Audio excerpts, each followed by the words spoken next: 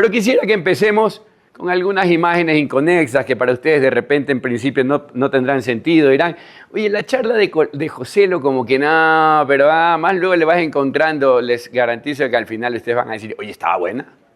Entonces, empecemos con esta siguiente escena. Miren, algo no está bien, nuestro aire es limpio, nuestra agua es pura, hacemos bastante ejercicio, todo lo que comemos es orgánico y de libre disponibilidad, y sin embargo nadie pasa de los 30 años. Esa era la historia de la humanidad. Tenían aire libre, limpio, su agua hermosa, todo lo que quieran, pero nadie superaba los 30 años. La expectativa de vida era de 30 años. ¿Qué quiere decir esto? Que al final, por alguna razón, en promedio, la gente moría y moría muchísimo. Y moría básicamente por cualquier pendejada. Moría antes, durante y después del parto. Los niños morían, la tasa de mortalidad infantil era elevadísima. Entonces, cuando contábamos el número de personas que al final sobrevivían y comenzábamos a tirar números, la expectativa de vida era de 30 años. En esa sociedad ateniense de la cual hablamos nosotros, que somos herederos del mundo occidental, en esa Grecia, en esa Atenas democrática, la expectativa de vida era de 16 años. O sea, en promedio, 16 años. Si miramos un poco más atrás ante nuestros antecesores, por ejemplo, el Neandertal que lograba llegar a los 40 años era el más anciano y tenía le habían caído en vida todas las plagas del mundo, era artrítico, encorvado, no tenía un ojo, se le había cortado la mano, la verdad es que había llegado penosamente a la edad de 40 años. Esa era la historia de la humanidad y sin embargo en algún momento las cosas cambiaron. ¿Ya? Mi charla va de qué dio lugar a aquel cambio y cómo la expectativa de vida y todos los indicadores, todos, escúchenlo bien para los sufridores, todos los indicadores mejoraron. Vamos a la siguiente escena. Miren, ustedes vieron la película de Corazón Valiente, de William Wallace, la de Braveheart. ¿La vieron alguna vez? Se las recomiendo ver. Es un peliculón, una cosa increíble. O sea, es una de las cosas que tiene, una de las películas que tiene que ver antes de morir. Pero bueno, en la película, les digo, había un señor que era el papá digámoslo así, de un teórico aliado de William Wallace, y el tipo estaba totalmente deforme. ¿Pero por qué estaba deforme? Estaba deforme básicamente porque había sufrido de viruela. Viruela, sí. Y cuando te daba viruela y te volvías anciano, o sea, al llegar anciano llegaba ciego. El rostro se te caía, era como que se te derretía. Entonces, esa era la historia de la humanidad. Estábamos realmente jodidos. Dependíamos de la suerte. Dependíamos de cosas que no podíamos controlar. Teníamos que mirar al cielo y elevar nuestras plegarias a los dioses, esperando que nuestra suerte cambie. Pero bueno, vamos a la siguiente escena. Un poco parte de la evolución, por favor. Fíjense, estos eran las primeras personas que estaban cuidando de tu salud, andaban con esa cosa cuando se te acerca de verdad que tú crees que llegó la muerte, o sea. Pero bueno, sin embargo el tiempo va avanzando, tenemos más conocimiento, tenemos más tecnología, las cosas empiezan a cambiar. Esta se parece un poco más a la última enfermera que probablemente visitaste, pero estoy totalmente seguro de que un poquitín más adelante lo que vamos a ver es lo que viene. Una enfermera de esa naturaleza. ¿Ya? Ese es el futuro que nos espera. Y lo único que estoy haciendo, dado que ese es el futuro que nos espera, es acelerar ese viaje acá en Ecuador informándolos de lo que en este momento estoy a punto de transmitirles. Empecemos. Miren, esta es la evolución del PIB per cápita del mundo a lo largo de la era cristiana. Y hasta aquí no estoy mostrando nada novedoso. Observen, PIB per cápita global a lo largo de la historia cristiana, 2000 años de historia cristiana, somos todos pobres y muy miserables, y llega el último cuarto del siglo XVIII, y de repente, ¡boom! Y nunca dejamos de parar. La historia de la humanidad cambió en el último cuarto del siglo XVIII, básicamente por el mismo tiempo en que Adam Smith estaba escribiendo su libro La riqueza de las naciones. Cambió para siempre, cambió en Europa, cambió en América, cambió en todos los continentes. Todos los indicadores económicos, en este caso el PIB per cápita, que quiere decir el ingreso que en promedio tiene una persona, comenzó a experimentar un cambio sin precedentes. Y ojo, fíjense la tendencia, y siguió aumentando. Eso es lo que explica, a grosso modo, por qué hoy vivimos insuperablemente mejor que en el pasado. Pero mi presentación va de tratar de entender qué pasó aquí. ¿Por qué a lo largo de todo el tiempo de la era cristiana no había pasado nada y sin embargo algo pasó en este lugar. Esta historia de cambio se la voy a contar a través de 2 historias. Empecemos con la primera. Primera historia, ahí dice primera historia, aunque no lo crean. Vamos a la siguiente escena. Wilson. ¿Ustedes han visto alguna vez la película El Náufrago? Es una película buenísima, ¿verdad?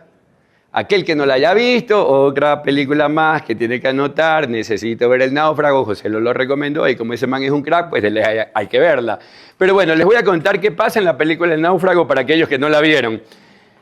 Tom Hanks, que en ese momento tiene un nombre, el de Chuck Nolan, está en un avioncito volando hacia no sé dónde y de repente, ¡pum!, el avión tiene un accidente y la siguiente escena es Chuck Nolan despertándose a orillas de una playa. Listo, primera pregunta que un ser humano tiene que hacerse en ese momento es, ¿estoy completo?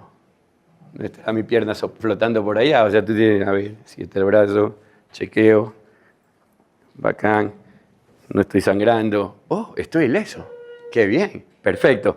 En el checklist acabas de hacerte la primera pregunta y acabas de responderte de forma simultánea. Segunda pregunta, ¿quién soy yo? No, segunda pregunta, bueno. Habrá gente por aquí, Dios mío, acabo de sufrir un accidente, caminemos por la playa, caminemos por la isla en la que ha caído Chuck Nolan, en este caso, según nuestra película. Y el hombre empieza a caminar y empieza a caminar y empieza a caminar y no encuentra a nadie. Entonces tú dices, ¡ey! ¿Y ahora? O sea, no veo gente. Seguro que ya me están buscando, seguro que están buscando rescatarme. En este momento se ha armado un alboroto, he naufragado, tuve un accidente aéreo. Seguro que me están buscando, pero mientras me buscan, ¿y las ama? Para aquellos que son de otros países, ¿y la comida? Oye, ¿dónde está la comida? No veo un tutti, no veo un restaurante, no hay un supermaxi. No hay nada. ¿Y ahora? Bueno, no. Hay que buscar, hay que arreglárselas. En este momento no me preocupa la ropa, en este momento no me preocupa el techo, en este momento no me preocupa nada que sea diferente de la comida. Pon la siguiente escena. Entonces me encuentro yo en esta isla donde observo unas palmeras enormes. Y para que se fijen bien, porque seguramente no lo ven, aquí estoy yo. Tengo este tamaño. ¿Ya? Soy chiquitito, tengo unas palmeras enormes, ¿no? Entonces yo comienzo a recorrer mi isla y camino y no encuentro alimento. Y en un momento digo, pero allá arriba hay cocos. ¿Y qué tal si me subo? Yo les decía el día de hoy, creo, ¿cuántos de ustedes salieron a cazar por la mañana para conseguir alimento? Ninguno. ¿Cuántos de ustedes vieron a sus padres salir a cazar en la mañana para conseguir alimento? Ninguno. De hecho, yo suelo contar como historia de que ustedes van a la refrigeradora de la casa y hacen así. Está repleta, ¿eh? ¡Mamá, no hay nada!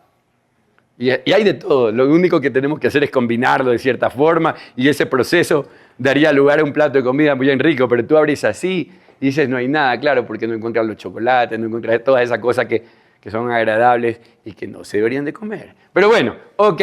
Entonces nos encontramos acá. Pero da la casualidad de que como ya nadie caza, está jodido que me suba yo a la palmera. No vivo en una sociedad, no tengo una motosierra, no tengo una escalera, no tengo un hacha, no tengo nada, no tengo un equipo de seguridad para subirme a la motosierra. Y de paso tampoco estoy en condiciones físicas adecuadas. Bueno, yo sí, no sé ustedes. Pero en todo caso, no me encuentro en condiciones físicas adecuadas. Entonces empiezo a intentar subir en el árbol. Y descubro que es difícil, que es jodido. Pero bueno, digamos que voy subiendo y de repente estoy aquí, miro hacia abajo y uy, no, Dios mío, mejor me retiro, voy para abajo. Bueno, supero el miedo. Y superado el miedo, ya me encuentro por acá.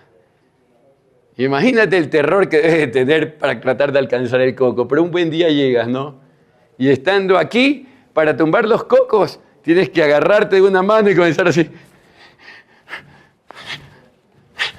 Bueno, asumamos que lo logramos. Que 16 horas después de sufrimiento y de esfuerzo obtienes 4 cocos. Los bajaste. Tuviste la suerte de bajarlo.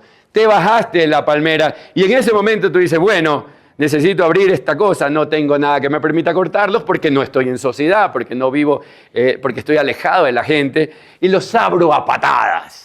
Listo, se abrieron y empiezo a consumir lo que el coco contiene, es decir, líquidos y ese alimento blanco. Entonces, perfecto, he sufrido un accidente, amanecí en la orilla, ando medio magullado, me encuentro realmente torturado, el cuerpo me duele todo, las manos conocen a Wilson, es decir, comienzan a sangrar porque el haber subido hasta acá, cuando yo hoy por hoy no hago absolutamente nada para conseguir mi alimento, porque mi alimento llega todos los días, sobre todo en mi casita, sobre todo mientras eres joven, viene la mamita y te pone la comida y tú le dices, uy, no quiero eso. ¿Ya? Entonces va, pero llega el instante en que tú dices, o sea, ¿cuál es el esfuerzo que haces en este momento? Disculpa, préstame tu teléfono, haces este esfuerzo. ¿Ya?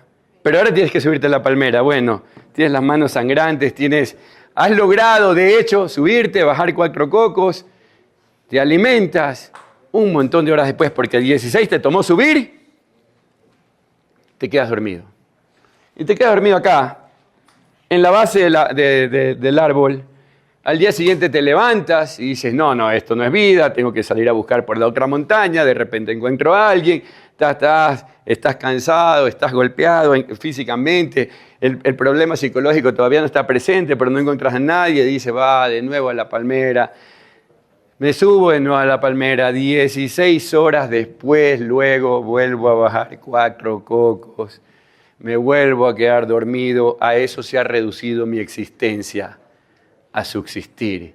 Estoy mal alimentado, me encuentro muy mal, me encuentro extenuado, no tengo hogar, no tengo nadie que me llame, el celular no funciona, pero yo sigo aquí. Al día siguiente me levanto, doy otra vuelta más con la esperanza de encontrar gente, no la encuentro, me vuelvo a subir a la palmera y bueno, ya sabemos la historia.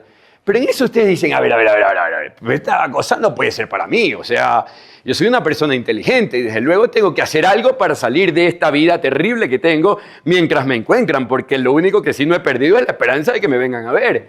Entonces, yo digo, ¿y si fabricase una herramienta que me permita a mí obtener cocos en menos tiempo?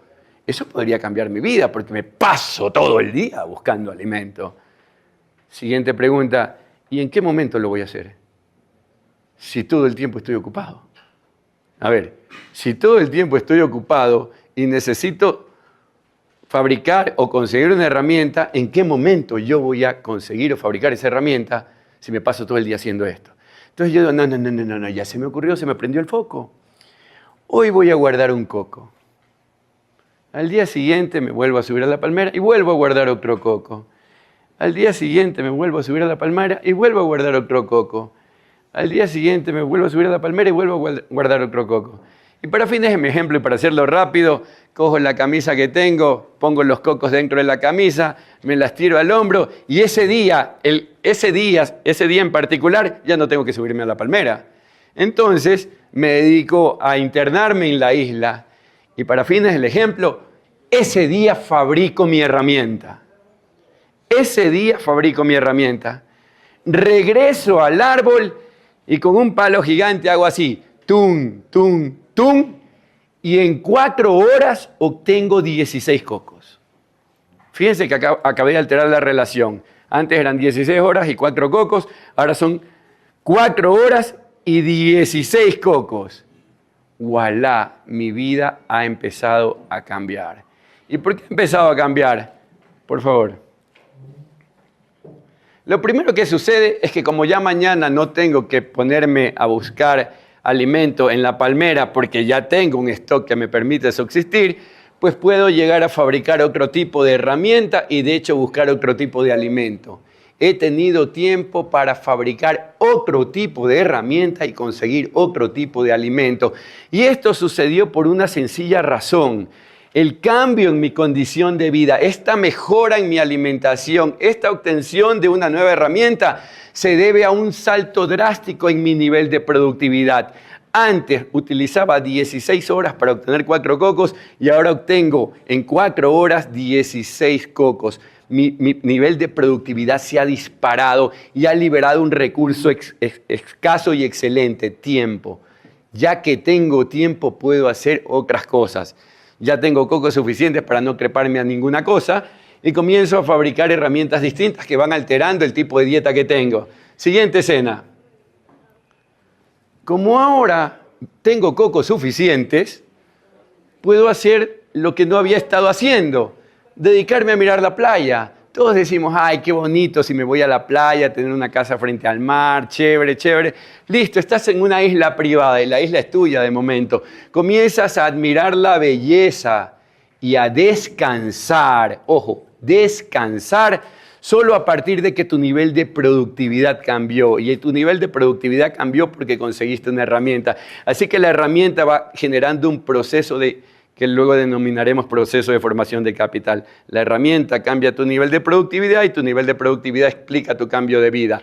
Ahora tenemos a alguien que no solamente se alimenta de forma distinta, sino que ya puede admirar la belleza. Y así es que surge el arte, y así es que surgen los cuadros, y así es que tú puedes dedicarte a admirar un cuadro todo el día y decir,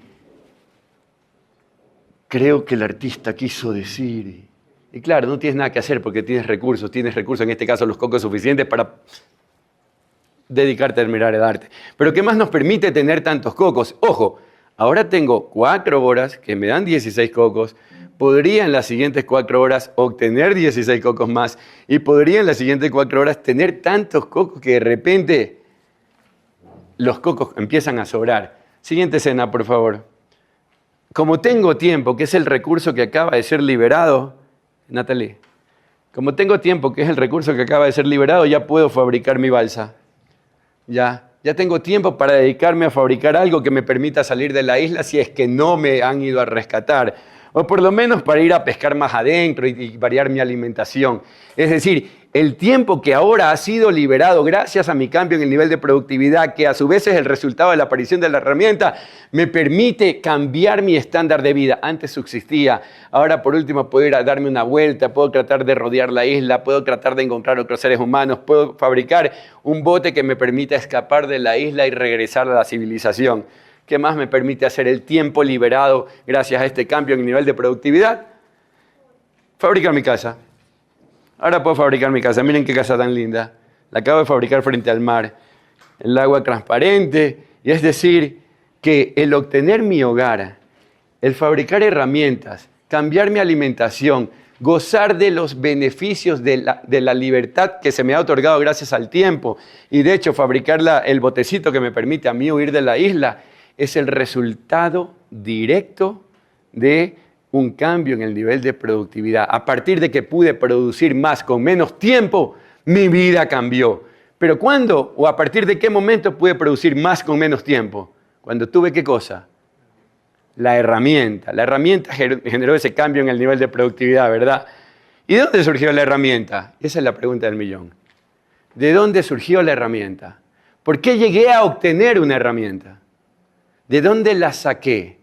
¿Qué tuvo que suceder para que yo fabrique una herramienta? Necesidades tenía siempre. Siempre tengo necesidades. Ya, siempre pude haber muerto, siempre pude haber pensado en muchas cosas. Pero lo que hice para obtener una herramienta es empezar a guardar cocos. ¿De dónde? La primera clave de la prosperidad y que altera la vida de todo ser humano y de las sociedades es empezar a ahorrar. El ahorro dio inicio al proceso de formación de capital que alteró mi vida. El ahorro me permitió fabricar una herramienta que a su vez cambió mi nivel de productividad y luego, alterado el nivel de productividad, mi vida cambió. Ahora, a pesar de estar solo y de no gozar de los beneficios de vivir en sociedad y de la división del trabajo y de muchas cosas, ya tengo una alimentación distinta, ya tengo un hogar, ya tengo herramientas diferentes, tengo un bote que me va a permitir salir, tengo tiempo para admirar la belleza. Es decir, que lo primero que explica la prosperidad es el ahorro. El ahorro. Si nosotros no logramos captar y generar las condiciones de ahorro en el Ecuador, no vamos a poder transitar por ese proceso de formación de capital que nos lleva a nuestra mejora en el estándar de vida. Ahora alguien me dirá, pero José, lo bueno, la verdad es que ya lo miré bien, pero yo gano $400, eso no alcanza para nada. Es más, yo desahorro, estoy utilizando la tarjeta. Entonces, si el ahorro es la clave de la prosperidad, yo estoy desahorrando, pues desde luego que yo voy en sentido contrario. Pero es que el ahorro no necesita ser tuyo, no necesita nombre y apellido, basta con que aparezca. Entonces, a eso en español se le llama inversión. Es decir, hay sociedades que tienen altos niveles de productividad y producen tantos cocos que luego no saben dónde colocarlos. Entonces ellos dicen, mira, para que tú puedas emprender este proceso de transformación, yo podría colocar tus cocos ahí, pero desde luego necesito el terreno fértil, necesito reglas de juego adecuadas, necesito certeza jurídica, necesito hacer la tarea, necesito hacer del Ecuador un país normal para que venga el ahorro externo, porque al ahorro externo se le llama inversión. Entonces, si logramos generar las condiciones en el Ecuador para captar ahorro externo, es decir, inversión, podremos iniciar nuestro proceso de formación de capital. Así que cuando ustedes fueron a la consulta popular, espero hayan votado que sí a la pregunta del arbitraje y a la pregunta del trabajo por hora, pues estábamos en ese momento tratando de generar las condiciones que iban a permitir al Ecuador ir en la línea adecuada. La pregunta del arbitraje era esencial. Necesitamos reglas de juego adecuadas para que vengan los inversores con su ahorro y nos permitan transitar por el proceso de formación de capital. La otra es que nosotros tenemos, por ejemplo, el Instituto Ecuatoriano de Inseguridad Social. Esa porquería no sirve para nada. De ahí han salido 3 partidos políticos. Todo dinero que entra ahí es robado. Los gobiernos lo utilizan para financiarse porque eternamente están en déficit. Entonces lo que necesitamos es tener un sistema diferente que nos permita a los ecuatorianos ahorrar. Y como sucede en Chile, para hacerlo rápido, pues tanto han podido ahorrar los chilenos en su sistema de pensiones que ese ahorro les ha permitido financiar a la industria y a los empresarios chilenos y a gran parte de América Latina. Eso genera el ahorro. Antes de pasar a otro tema, al siguiente tema o a la siguiente historia, les voy a decir algo que es importante. Tarde o temprano vas a envejecer. Y en este momento te encuentras en esa parte que llaman edad productiva.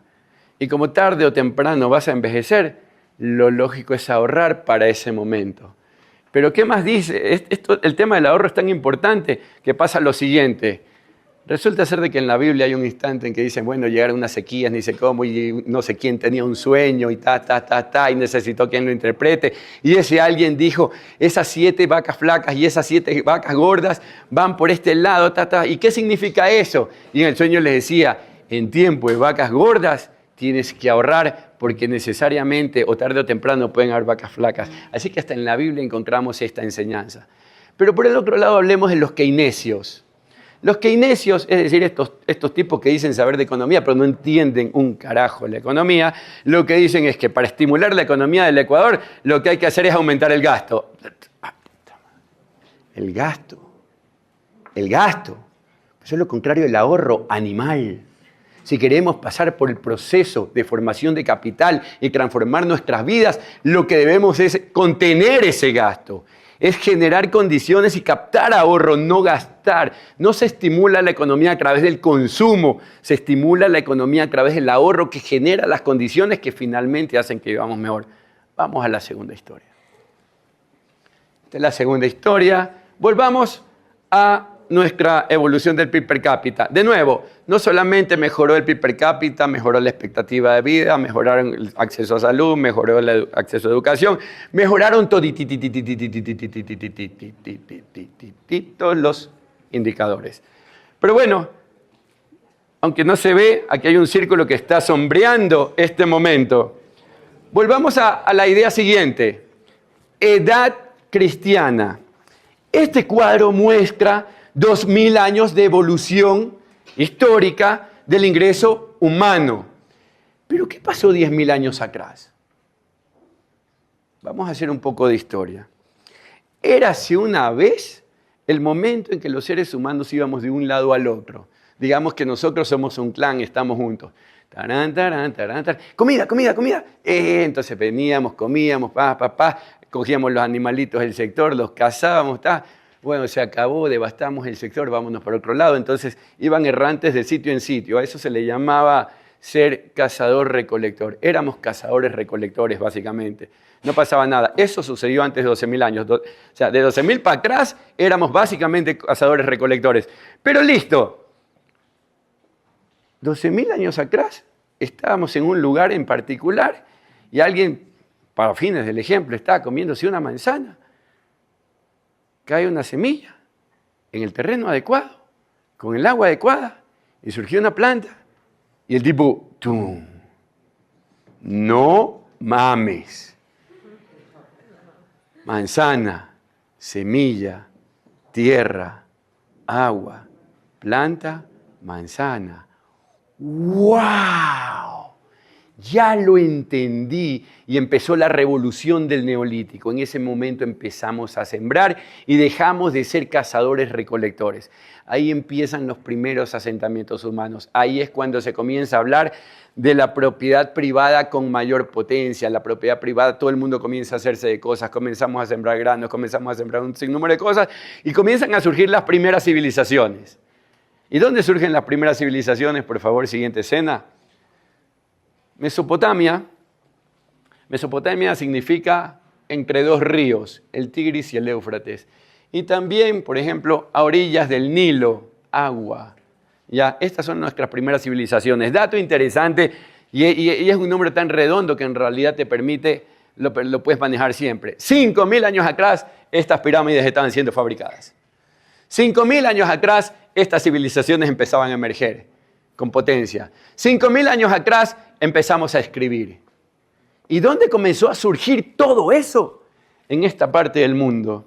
En esta parte del mundo. ¿Dónde? Donde había agua. Caso curioso, ¿no? Agua. Hoy en la mañana hablaban de la importancia del agua. Entonces los griegos comienzan a tratar de explicar, entre otras cosas, cuál era el origen de todo. Antes de eso, habían unas historias que llamaban teogonías. Las teogonías decían básicamente que nuestros dioses nos habían formado. Pero no, un griego llamado Tales de Mileto dijo, ahí donde hay agua hay vida. Y no se equivocaba. Porque precisamente las primeras civilizaciones surgieron donde tenías el clima perfecto, donde tenías agua en abundancia. Y nuestra suerte era derivada directamente de las posibilidades de agua que teníamos. Había sequía, nos jodíamos. Había buen clima, las plantaciones abundaban y crecíamos poblacionalmente. Cuando teníamos mal clima, nos iba re mal. Por eso es que nuestros primeros dioses tienen que ver con la tierra, con el aire, con el agua. Ya comenzamos a decir, sí, buen viento, solcito, agüita, tierrita. De ahí hasta los disparates como el de la Pachamama. Ok, pero lo cierto es que comenzamos a creer que lo que le da lugar a la vida, y en realidad tenía mucha razón en ese momento, eran condiciones climáticas, dependíamos del clima. Entonces la suerte de la humanidad estaba atada enteramente al clima. 5.000 años atrás, primeras civilizaciones y el tiempo empieza a correr. Y nuestra suerte no cambiaba, no importaba si eras faraón, si eras rey, si eras emperador, cualquier cosa te afectaba y morías. Por cualquier tontería dejabas de existir. En las guerras muchas veces cuando venían con espadas y te mataban, digamos, te rayaban con una espada, o sea, nadie clavó nada en tu cuerpo, pero te rayaron un poquito, te morías por esas infecciones que te dan, que no tenían nada que ver con la profundidad sino de la falta de entendimiento de que estaba surgiendo algo en tu brazo y que eventualmente pues, te iba a perjudicar. Pero bueno, vamos un poco más adelante. ¿Cuándo cambió esto? Y aquí viene mi respuesta. Por favor, llegamos al último cuarto del siglo XVIII, y aparecen unos shocks tecnológicos importantísimos. Aparece la máquina de vapor y un barquito, por ejemplo, que nos permitía trasladarnos en mucho menos tiempo a otro lugar. Nuestro nivel de productividad acababa de dispararse. Es decir, que un shock de productividad finalmente altera las condiciones de vida de la gente.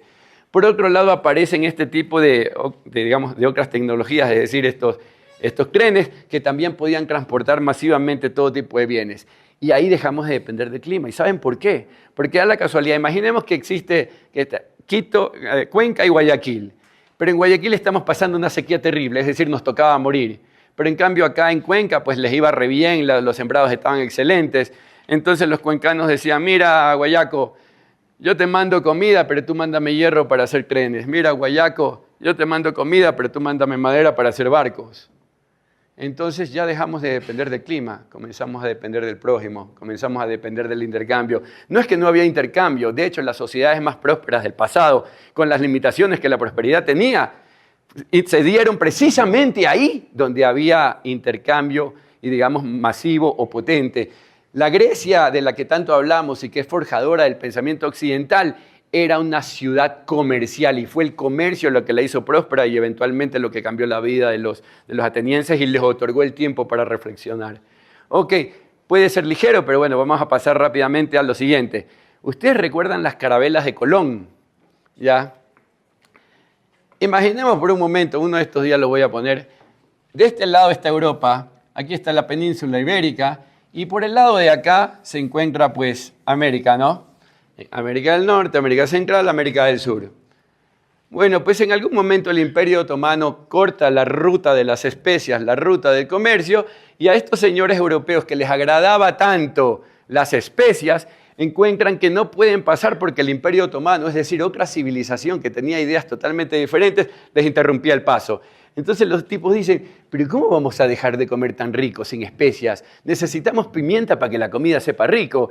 Entonces, en lugar de ir en esta dirección hacia la India y hacia Asia, hacia China, dijeron, pues demos la vuelta en el sentido contrario y si esto es un globo, como suponemos que es, llegaremos por el lado de acá. Perfecto, hasta ahí. Cristóbal Colón lee las historias de Marco Polo, está muy emocionado, todo va perfecto. El tipo logra convencer a unos reyes católicos de que financien su expedición.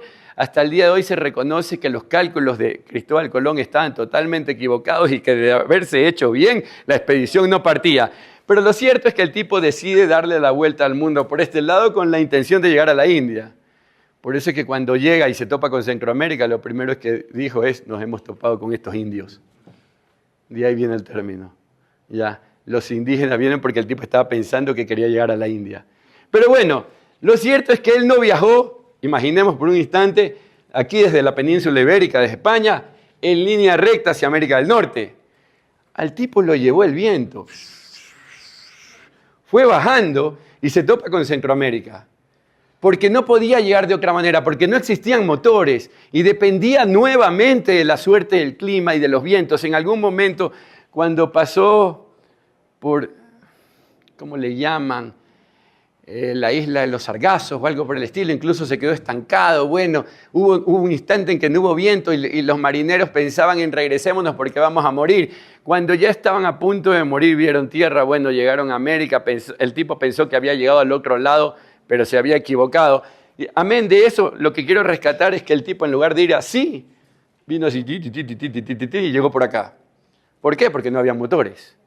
Entonces, ir mediante la fuerza del aire, pues lógicamente toma mucho más tiempo. Cuando tienes máquinas ya podías ir un poco más en línea recta, podías hacerlo en mucho menos tiempo. Es decir, ya contábamos con la tecnología que alteraba radicalmente nuestro nivel de productividad. Y como ya no necesitábamos depender del clima, sino de la nación vecina o de la localidad vecina, a través del intercambio dejamos de depender del agua en primera instancia. Ahora dependíamos del interés del prójimo. Yo te mando hierro para que fabriques trenes, tú envíame frutas y comida porque acá la estamos pasando mal. Yo te mando madera para que tú hagas barcos, envíame comida porque acá nosotros tenemos una condición climática adversa. Por favor, siguiente escena. Entonces, ¿cuál es la segunda instancia que da lugar a la prosperidad? El comercio. El comercio estuvo ahí siempre, pero de repente sufre esteroides. Cuando aparecieron los barcos que podían transportar grandes cantidades y los trenes que podían transportar grandes cantidades y de paso en mucho menos tiempo, la suerte de la humanidad cambió para siempre.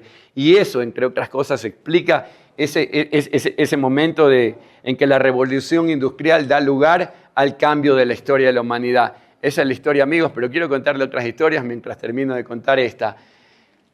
Lo que van a ver es a un sueco que está especializado en el crecimiento, en explicar por qué las sociedades crecen. Y lo que van a ver, me quiero detener en esto, es más o menos un eje de las Y y un eje de las X.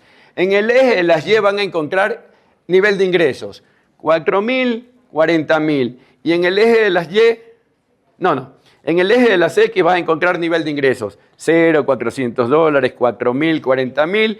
Y en el de las Y vas a encontrar expectativa de vida. Lo que hizo Hans Rosling, que es un crack, fue analizar la historia de la humanidad en 4 minutos con la data que él poseía hasta ese momento.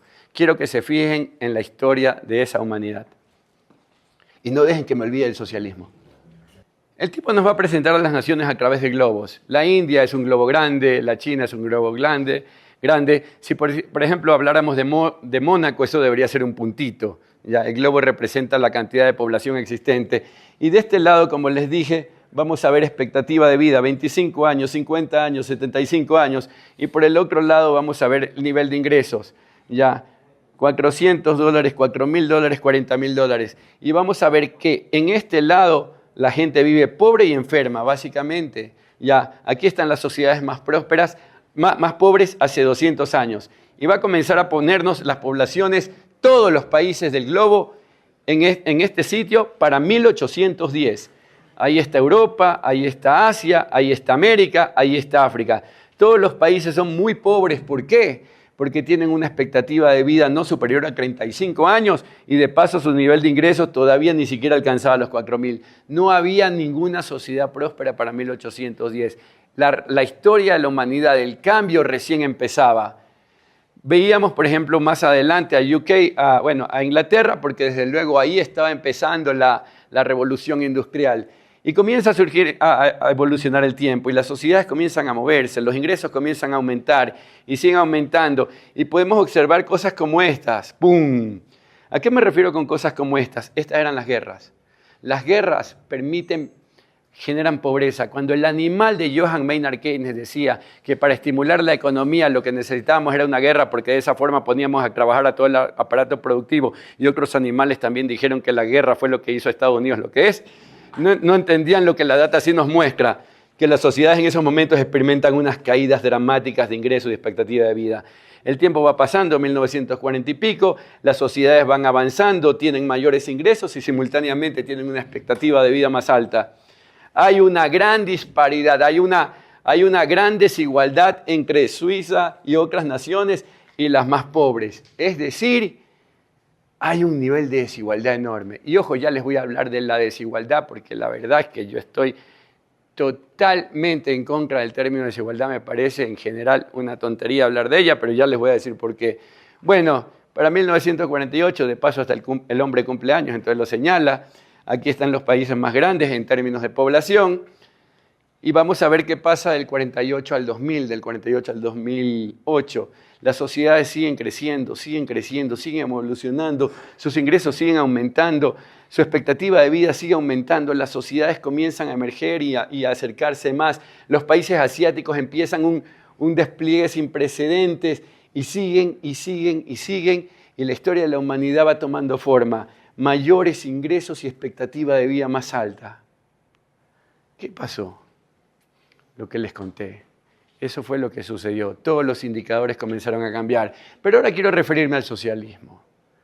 Ponte pausa. Ya lo hiciste bien, Hans. Te veo en el cielo mucho más adelante, porque lamentablemente Hans Rosling ya no está entre nosotros. Ok.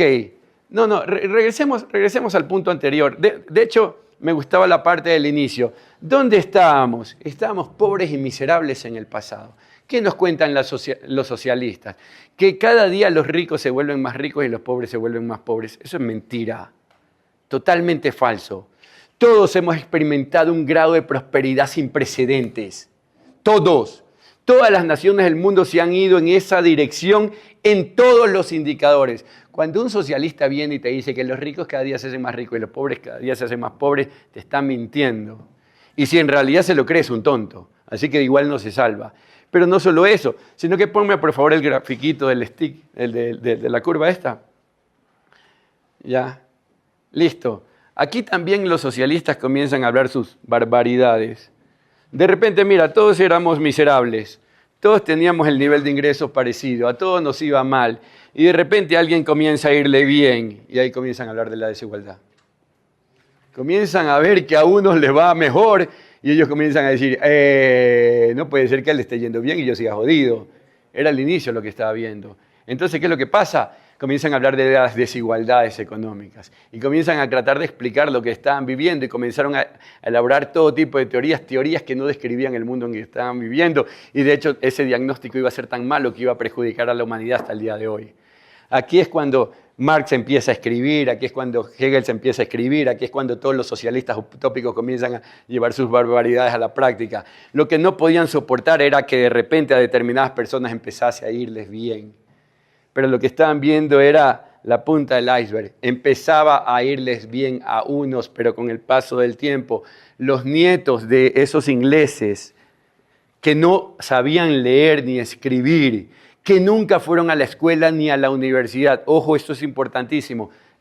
Y me voy a atrever a ser sacrílego. La educación no explica la prosperidad. Puede ayudar, pero no la explica.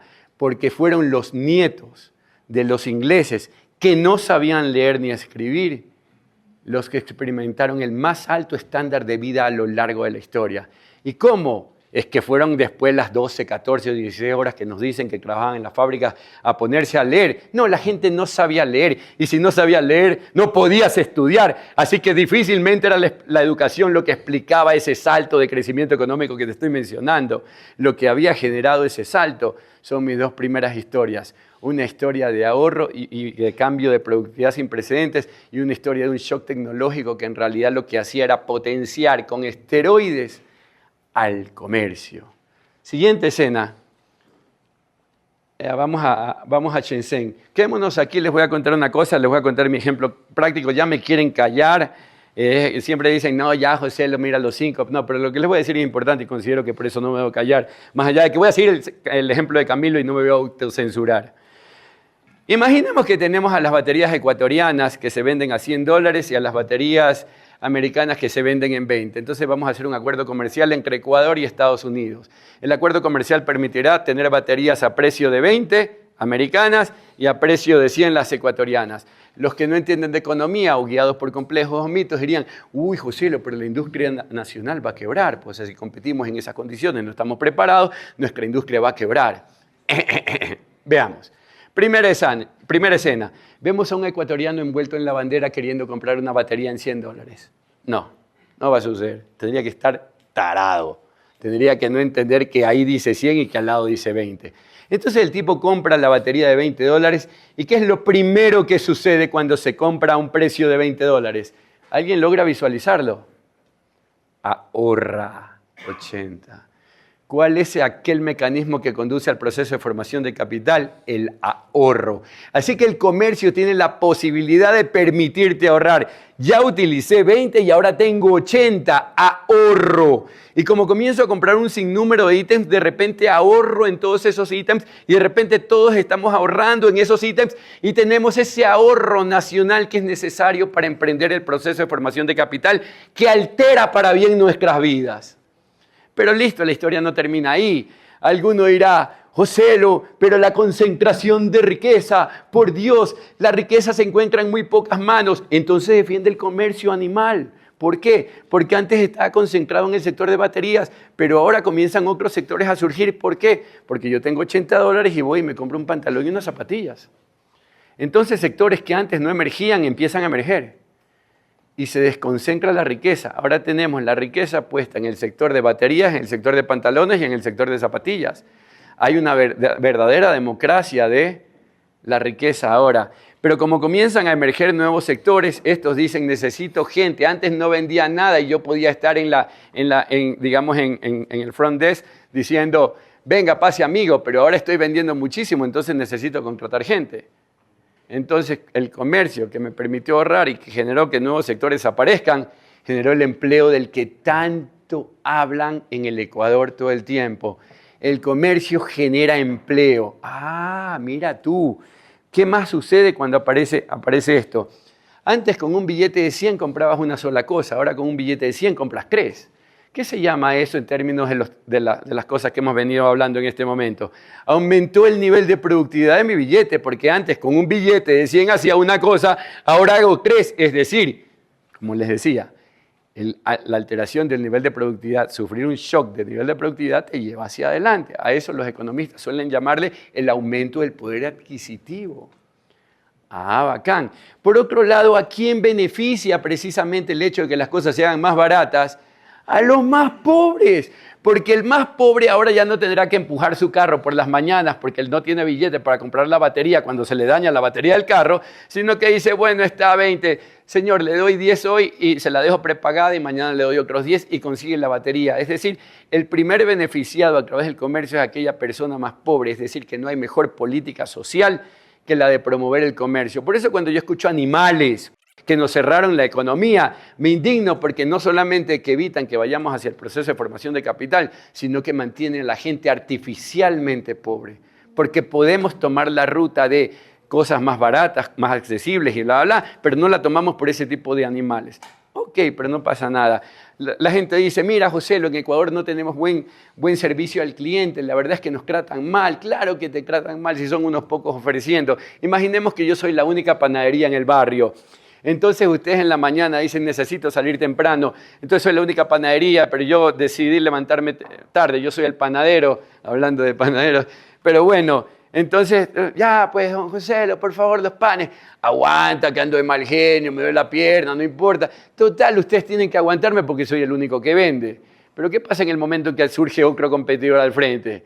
Yo le digo, vecino, he hecho ese dulce que a usted tanto le gusta, venga para acá. Entonces, el buen trato al cliente, de nuevo, es el resultado de tener competencia. Y cuando nosotros tenemos competencia, introducimos los incentivos necesarios para que nos traten bien. Y si te tratan bien, ¿qué pasa con la gente? La gente se va sonriendo. Así que tendríamos ecuatorianos que sonreirían muchísimo más si logramos comerciar más con el resto de las personas. Pero pasan un sinnúmero de cosas más. Alguien me dirá, oye, Joselo, pero ¿te estás olvidando? Ah, no, antes de... Entre otras cosas, pues no solamente que bajaron los precios, sino ahora que tenemos un montón de ítems que antes no teníamos. Porque al abrir las fronteras comenzaron a aparecer un montón de cosas que antes no estaban en el menú. Entonces aumenta tu posibilidad de elegir, te encuentras mucho mejor. Ahora ya no tienes, no sé, 2 pastas de dientes, tienes 25 pastas de dientes diferentes. Y esta para esto, y esta para esto, y esta para cuando hay sol, y esta para cuando no hay sol, esta para cuando hay lluvia, y esta para cuando estoy deprimido. O sea, lo cierto es que la variedad aumenta a partir de más comercio. Pero bueno, me voy a preocupar ahora por el baterista ecuatoriano, por aquel que vende baterías en Ecuador. A decir, bueno, José Luis, ¿qué pasó con él? Pasó lo siguiente. Primero, para empezar, él podía importar bienes de capital, es decir, tecnología que podía hacer que su proceso productivo se altere. Pero digamos que no le fue bien, que el tipo trae una máquina y logra producir a un precio de 50. Todavía no puede competir con el de 20. Vamos a ponerle pausa a esto por un instante. Cuando nosotros abrimos el comercio y podemos traer bienes de capital hacia el Ecuador que nos permiten producir más barato, podemos exportar más barato, siendo exportadores más económicos ahora, aumentamos aquello que se llama competitividad, siendo más competitivos, vendemos, traemos más dólares de nuevo para el Ecuador. Es decir, el comercio aumenta la competitividad y trae más dólares de paso al Ecuador porque el proceso productivo se ha vuelto menos costoso. Pero volvamos a mi batería ecuatoriana. Y dice, bueno, la verdad es que yo no puedo vender a precio de 50 porque ese todavía la vende a 20. Entonces en ese momento el tipo hace lo siguiente.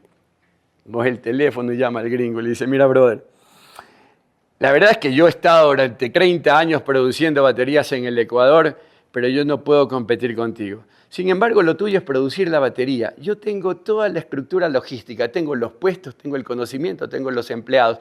¿Qué tal si tú produces y yo distribuyo? Seamos socios. Ahí empieza a terminar la historia. Ni siquiera se quedó sin empleo. Por otro lado, las personas de este sector productivo, que, digámoslo así, se estaba quedando sin empleo, porque lógicamente yo ya no tengo que producir baterías, van a ser asimiladas por los nuevos sectores que empiezan a crecer en la economía. La historia va terminando cuando no solamente pasa eso con Estados Unidos, sino con Europa, sino con todas las naciones del mundo, porque ellos quieren también venir a colocar sus productos. Entonces se genera una ola de ahorro que nunca vimos. Y de nuevo tenemos el proceso de formación de capital y con eso logramos cambiar la historia del Ecuador. Muchísimas gracias.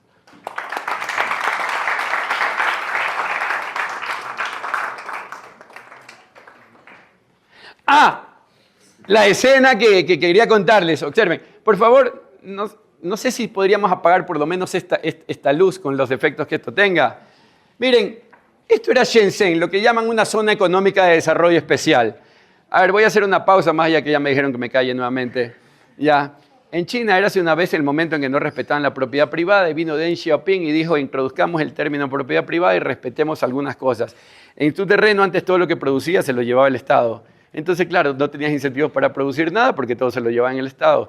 Pero en algún momento Deng Xiaoping les dijo, mira, en esa esquinita lo que produzcas es tuyo, lo puedes comercial. Esa esquinita producía muchísimo más que el resto del terreno. Descubrieron la importancia de la propiedad privada y cómo se disparó el nivel de productividad en esa zona. Luego comenzaron a cambiar las reglas de juego hasta crear lo que se llaman hoy zonas económicas de desarrollo especial, que no tienen nada que ver con las porquerías de zonas económicas de desarrollo especial que creó alguien en el pasado aquí en el Ecuador. El día que se diseñen bien las escribo yo. Pero bueno, lo cierto es que este era Shenzhen en 1980, ¿no? Se parece a cualquiera de los pueblitos que tenemos en el Ecuador, así la gente en bicicleta, viviendo mal, viene todo desértico, ta. En 1980, todavía no pongas la siguiente escena. Sin embargo, allá cambiaron las reglas de juego, allá comenzaron a tener certeza jurídica, allá comenzaron a comerciar con el mundo, allá comenzaron a ahorrar. ¿Qué pasó con Shenzhen en la actualidad? Esto es Shenzhen, ya. Y esto puede suceder en cualquier lado donde se generen las condiciones adecuadas de ahorro y comercio.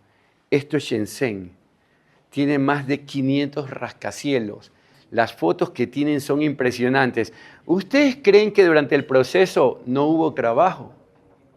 Desde luego que hubo trabajo. Había trabajo para todo el mundo y para cada cosa. Eso pasa cuando creemos en la libertad, queridos amigos. Ahora sí, nuevamente, muchísimas gracias.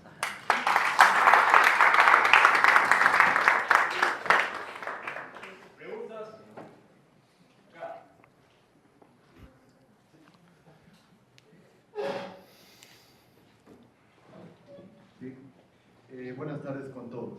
José, lógicamente el progreso y bienestar de una nación depende de muchos factores, tales como el económico, social, político e institucional.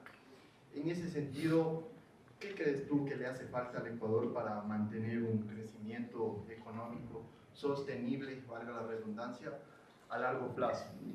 ¿Cuál es la solución? ¿Qué se debe hacer en relación Estado y sociedad? Pues en términos generales, como ustedes saben, tenemos montones de problemas, ¿no? De inseguridad para arriba y para abajo, y hay problemas que no se pueden arreglar en muy corto plazo. Pero lo que sí sé es que un shock institucional de esta naturaleza, es decir, un comercio poderoso con el resto de las naciones, generaría todo ese proceso de formación de capital que haría que nosotros empecemos a solucionar todos los demás problemas. O sea, ahorita a mí me preocupa que el Estado me dé educación, teóricamente. ¿Por qué? Porque no tengo para pagar educación.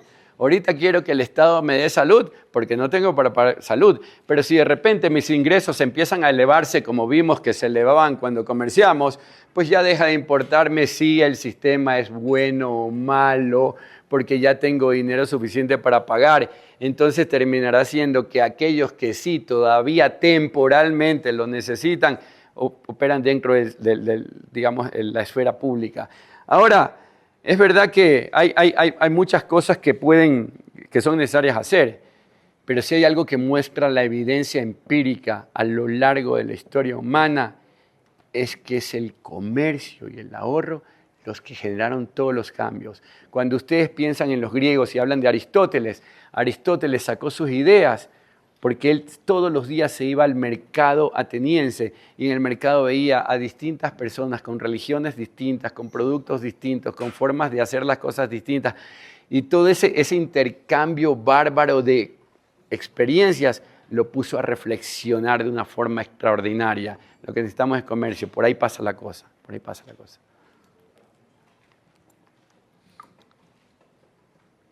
Bueno, justo en la parte donde se había mostrado el video del gráfico en el cual se mostraba una tabla, o sea, un plano cartesiano en el que iba creciendo la calidad de vida por el ingreso, me pareció curioso porque, digamos, por ejemplo, compara con hace 200 años, pero solo remontándonos solo hace 60 años, digamos, veía la película de McDonald's, digamos, hambre de poder, y costaba 50 centavos una hamburguesa.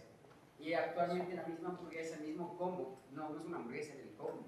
El mismo combo cuesta casi como $3.50. Entonces, técnicamente es como que efectivamente va creciendo la cantidad de ingreso, pero a medida de que va creciendo, no es la misma utilidad que ahora tengo con ese dinero que la tenía hace 50 años.